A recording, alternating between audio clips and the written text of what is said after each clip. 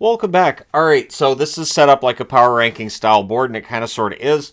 And it's because of an idea I had the other day. Because it's just I think it was when I posted the video on Carolina's winning streak, and I immediately saw the comments of, well, that's it, this winning streak's over. And it's like, people actually think, people actually might think, they very well may, that what I post and what I do has some impact on how teams do on the ice. It doesn't make sense.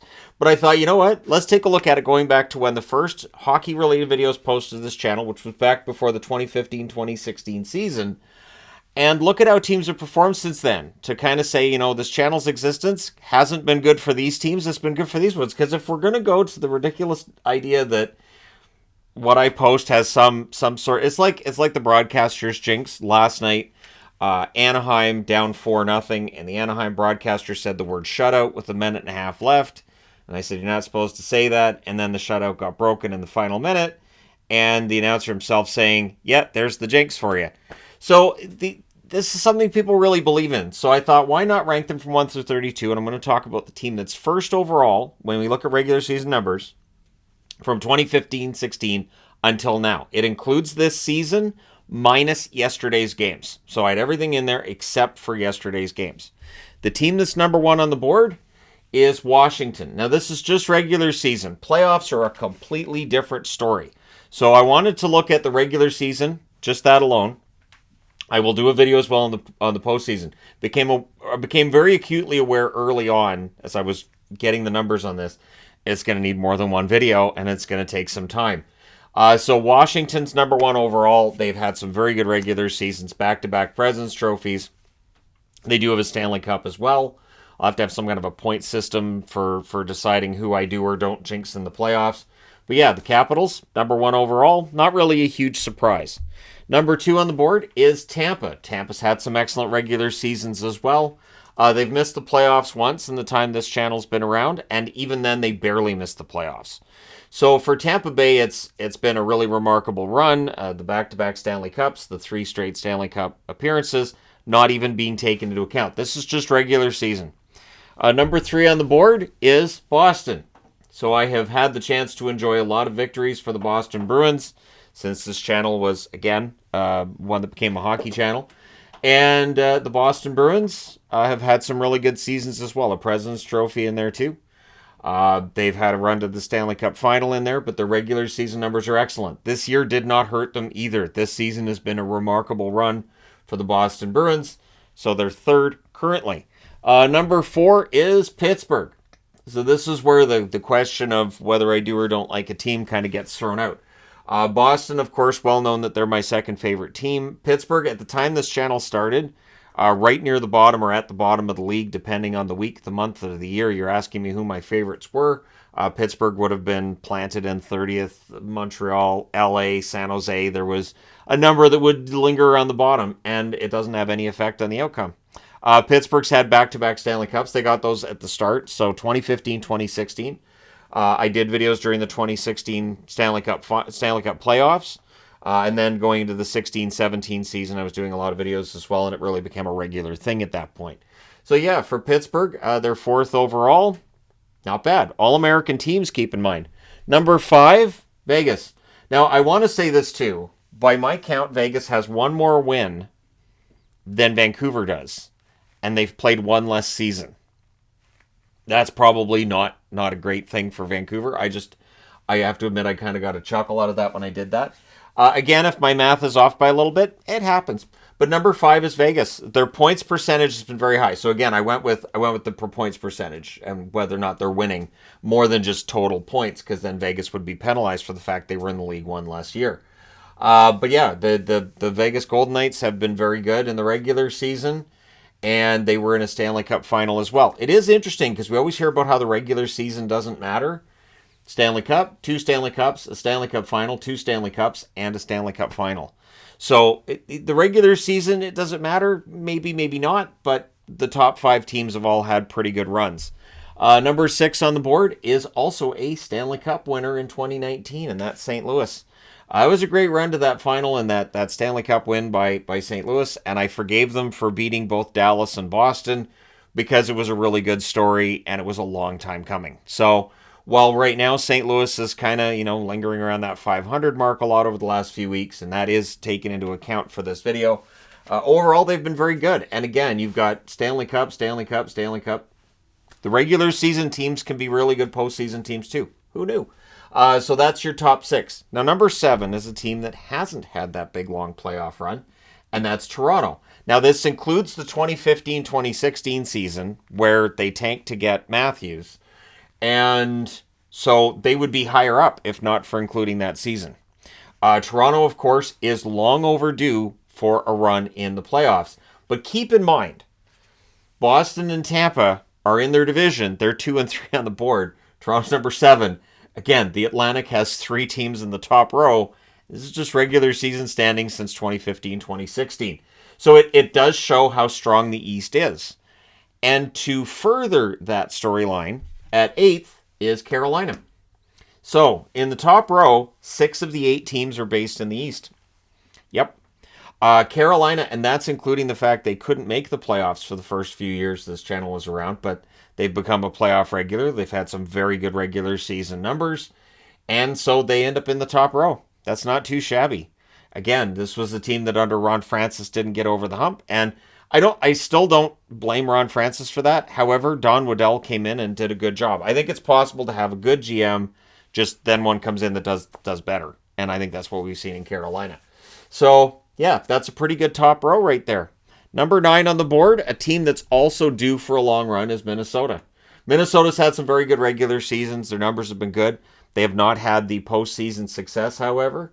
Do we have all the Stanley Cup winners since the channel came into existence? Let me see. 2016, 2017, 2018, 2019, 2020, 2021. We do not have 2022. That's right. The most recent Stanley Cup winners not on the board because they had some really bad seasons. When the channel started, they had a couple of bad seasons. They had one miserable season. If you take that out, their numbers would be better. That's not how this works. But yeah, Minnesota's top 10, and so they're due for a long run. They do have Marc-Andre Fleury, who has shown that he can take a team on a long run before. So we'll see if he can do that this year. And when everybody's going to say, "Well, no, I don't think so," we didn't think Brodeur had it in him either. And then 2012 came around, and he took the Devils on a nice long run there.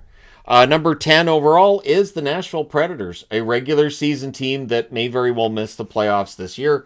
They did have that run to the Stanley Cup final in 2017, and that might have been the most fun I ever had watching playoffs because I was doing videos every day talking about said playoffs and able to post all you fine people on the internet and have the daily discussion of the Nashville Predators and a Stanley Cup final against Pittsburgh that ultimately wasn't meant to go their way. But yeah, number 10, Nashville. Number 11, and this kind of surprises me, but kind of not at the same time, is Florida. We don't think of Florida as a team with a lot of success, and yet the 2 really good seasons they've had really pump up their numbers. So while yes, they've missed the playoffs, and when I do the playoff version of this, and I come up with the system, I expect Florida to be much lower than 12th. So this is about which teams have been really good since the channel's existence became a thing.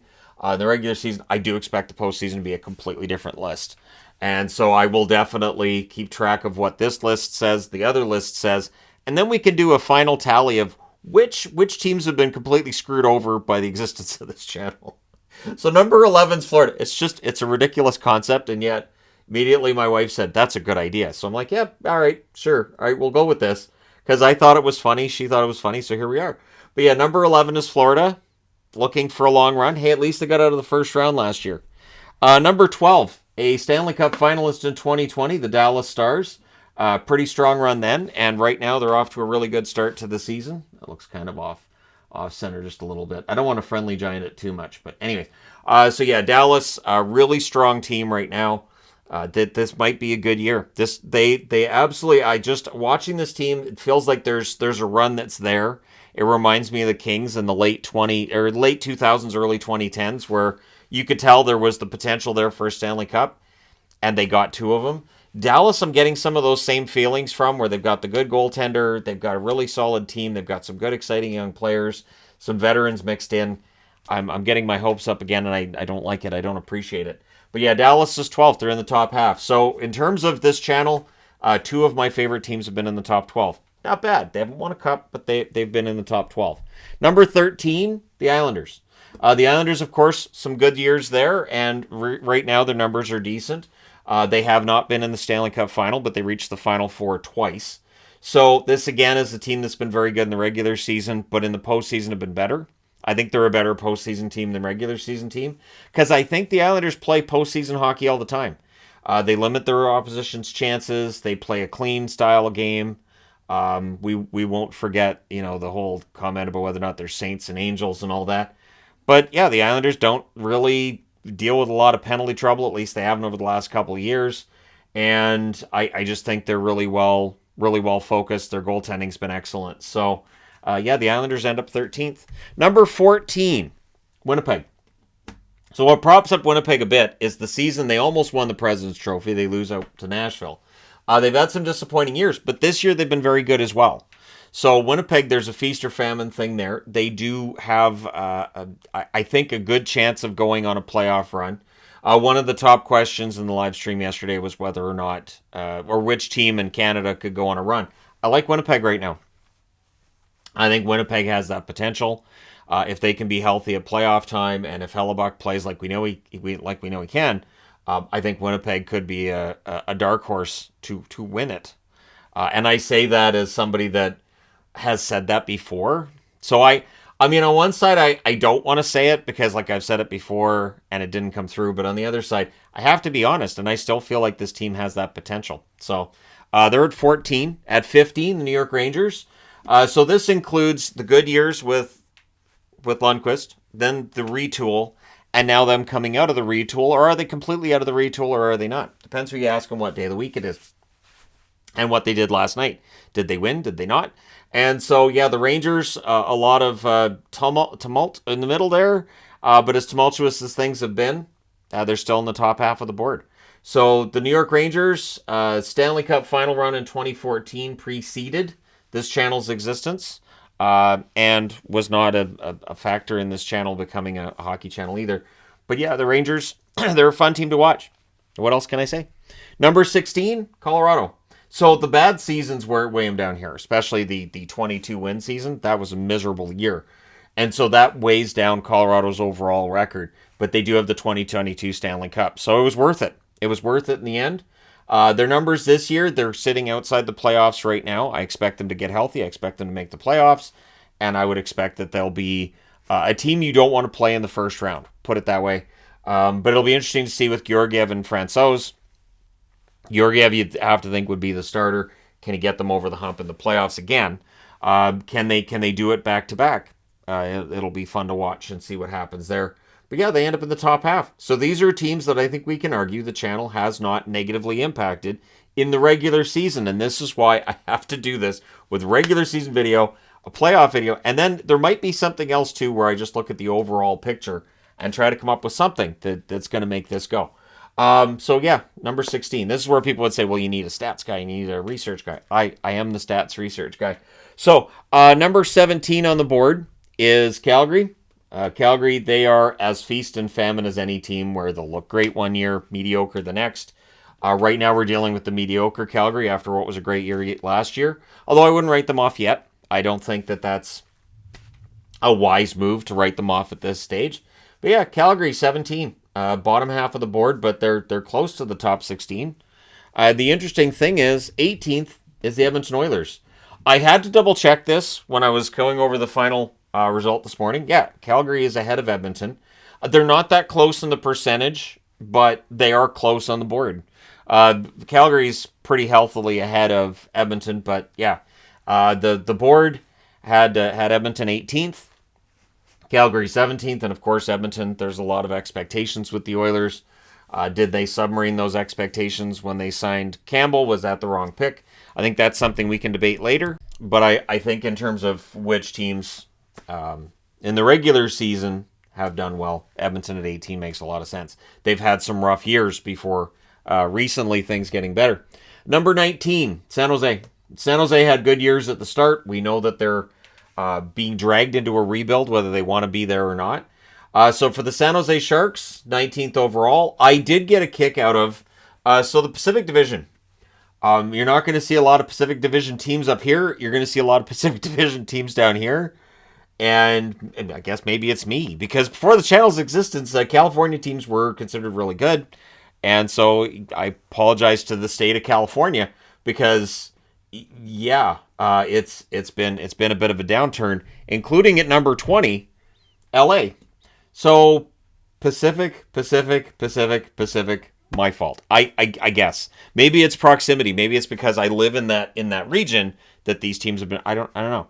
If we want to go down the rabbit hole, sure. But the LA Kings, 20th overall, of course, their last Stanley Cup in 2014. The channel comes into existence for the 2015-2016 season. The Kings and the Sharks were both very good, and both of them dropped off at a very similar point, and both of them kind of get submarined by Vegas, I guess. It just feels like after tangling with Vegas, both teams fell off. Going back to the olden days where you'd go to Vegas and things can happen in Vegas. What happens in Vegas stays in Vegas, and maybe that's what happened to their future dreams and all that. But the LA Kings, coming out of their little rebuild there, and the Sharks, I think, are going to be forcing themselves. They're going to get forced into acknowledging they really need to bolster their prospect pool and get things together. So they may actually drop if I do this board again a year from now. Number 21, Philadelphia. So Flyers fans, it was good a couple years ago, actually. I had them number 1 in the power rankings, and since then it's been a disaster. So maybe the power rankings jinxed them. I don't know yet. But it's been about rough couple of years for Philly. They are coming off that really solid road trip through LA. Not that changed their fortunes on this board at all, because this is measuring results from 2015 until the first day of 2023. So overall, it's been a mediocre picture for Philadelphia. But they're due for a Stanley Cup final run the next time they get in anyways. They're overdue. If you look at Philly's history, they do make runs to the Stanley Cup final with semi-regular appearances, so they're kind of due for one. And usually when they make that Stanley Cup final run, it's unexpected. It just, they may be one of the better teams and maybe one of the lower seeds, but they end up making that run to the Stanley Cup final when they get there. Number 22, Columbus. So this is right around where I would have expected Columbus to end up. Columbus, couple of good seasons to drag them up, but in general for Columbus, there's been a lot of mediocrity. In this year, it's just bad. It's been a bad year for them. We'll see whether or not Columbus can dig their way out of this. But yeah, 22 does seem like the right spot for Columbus. So we have that run of the Pacific, and now we got a couple of Metro teams. And then at 23, we go back to the Pacific with Anaheim. So that is 5 Pacific Division teams in this third row. Anaheim was an excellent team, 2014, 2015. I start the channel, and that steady decline began there. So, right? So then for Pat Verbeek, his answer really is, how do I stop the channel? So 23 is Anaheim. It's bolstered a bit by a couple of seasons at the beginning. And lately they've just had a really disastrous run, this year being part of that as well. Speaking of which, at number 24, the Chicago Blackhawks. When this channel started up, the Hawks, coming off of a Stanley Cup victory in 2015, their third in 6 years, and it looked like, this was a team that might be able to get that fourth. 2017, they looked really strong going into those playoffs, and then they got swept in the first round by Nashville. And they've never really come back from that defeat. They did have the upset victory in a play-in round against Edmonton before losing against Vegas. Vegas banished them from the playoffs since then. They haven't been anywhere near them since. But for Chicago, they're now into the full rebuild. Luke Richardson's a really good coach, but there's only so much he can do. So we're through the first 3 rows. We're almost into the fourth, and now we're going to go into the fourth, and we haven't seen a team that I had expected would probably be pretty low. But number 25, and I'm mildly surprised Montreal's 25th, and yet I'm kind of not. Montreal shouldn't be in the bottom row of anything when you look at their overall history. And I don't think Montreal's going to be one of the worst teams in the league for very long. I think that as long as Marty St. Louis keeps doing what he's doing, I think Montreal's going to be able to turn it around. But since 2015, 2016, the Montreal Canadiens have had their struggles. They've had years where they barely missed the playoffs. They've had years where they missed the playoffs by a ton. And this year's going to be another one where they likely miss the playoffs by a ton. But I do think they're on the right path. I think they've got an excellent top 6 in the making and some good prospects coming up. So Montreal probably drops a bit further the next time I do this, if I do this again. But 25th right now. Number 26 is Vancouver. They're not last. Vancouver's not last, but this is that settling into mediocrity that we've kind of been used to in Vancouver. And so, yeah, still mediocre. I think they're 25th overall in the NHL right now. Consistency, right? For Vancouver, I don't know. I'd rather not see them get rid of the guys out of the core that I like because of rebuild reasons. I've never liked a team going into a rebuild when they're not technically done the rebuild.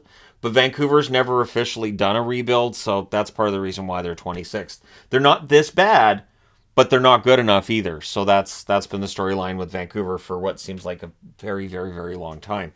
Number 27 on the board is New Jersey. So, of course, this year got off to a fantastic start. It's been a bit of a tougher time for them over the last month, but I do expect New Jersey to get things turned around and get things going into a positive direction. But yeah, 27th overall, it seems about right. I'm not overly surprised. And then we get into the teams that really shouldn't surprise anybody, being as low as they are here. But man, Pacific. That's a lot of mediocrity right there from the Pacific Division, and I can't somehow turn these numbers around and say actually the Pacific Division has been good because I just can't. Number 28 is the Ottawa Senators, and I went with the 3D logo because that's what they had for a majority of this run. For Ottawa, of course, they did have the run in 2017, which sadly led to the 2017-2018 season, which was such a bummer for them and for their fans. Really tough time for Ottawa, but in general, every team goes through this. For Ottawa, it just feels like this rebuild's gone on a bit long. This was supposed to be the year they came out of it, and maybe the building isn't done yet. There may be some foundational work still to get finished, but they're 28th on the board. Number 29, not really a surprise to see Arizona this low, and again, I went with the yawning/howling Coyote because that's what they had through a majority of this run. They did make the playoffs in 2020 because of the expanded format. Outside of that, it has been a really tough slog for them. They did have the one season where it looked like they might get in, and they ended up 4 games above 500. I made a video down the stretch on Arizona that year that cost them the playoffs, basically. They were in the hunt. Then I made a video, and then they lost games and they missed the playoffs. So it's on me. I would love to see a player interview just once, where after a game they're like, "Yeah, we tried really hard, but THG made a video, and so we had to lose. So we know." And just look straight into the camera and say, "Stop it." That would just make my day. But yeah, Arizona 29th on the board. Not really a huge surprise there. Number 30, a team that's been rebuilding for a while, Detroit. So at the time this channel started, Detroit was in the playoffs, but that was some time ago. And so for Detroit, their rebuild's supposed to be done too. It's had its stops and starts this season. I don't know how finished the rebuild is, but the rebuild is close to being finished in Detroit. All right, so I had paused it because of an idling motorcycle. I can only assume that Gary Bettman's decided that he doesn't want the truth out there. At any rate, I'm going to finish this off because the idling's been going on for 10 minutes, and I got other things we have to get discussed today, like Jacob Vrana and all that. So Detroit's at 30th, and see, that's the thing. I put Detroit up there, and suddenly there's noise going on. So maybe it's this hole, right? If we're going to go down the rabbit hole, sure, why not? The NHL has people around that want to make sure certain things are quieted. So number 30 is Detroit. So what's number 31? It is Buffalo. To the surprise of no Sabres fans, 31st out of 32 teams. It's been a rough time. No playoffs in 11 years. I don't know how else to put it. It's been a rough ride. And again, Vancouver and Buffalo in the same row. It just feels like that's an expansion that, it didn't end up with championships, but hopefully at some point in time, Buffalo or Vancouver break through. Right now, Buffalo looks like the better of the two teams. We'll see if it stays that way. And last but not least, at the bottom of the board is Seattle. Now, this does include their current record, but their current record is not good enough to save what was a really rough year last year. So their numbers are better because you add in this year's numbers to last year's. But overall, for Seattle, it's an expansion team. And because we got spoiled with Vegas, an expansion team looking like an expansion team doesn't look right to us. So clearly it upsets Cinnabon. She's beating up that box over there. So yeah, Seattle ends up at the bottom of the board, but better days are ahead for them, of course, because they're getting the Winter Classic and all that, which everybody's congratulated them for. And there you go. Let me know your thoughts in the comment section below, as always. Don't forget to hit like and subscribe. If you're browsing your way through, you just happened upon this video, and yep, still idling out there. Thank you guys so much for all your support. I will talk to you again soon.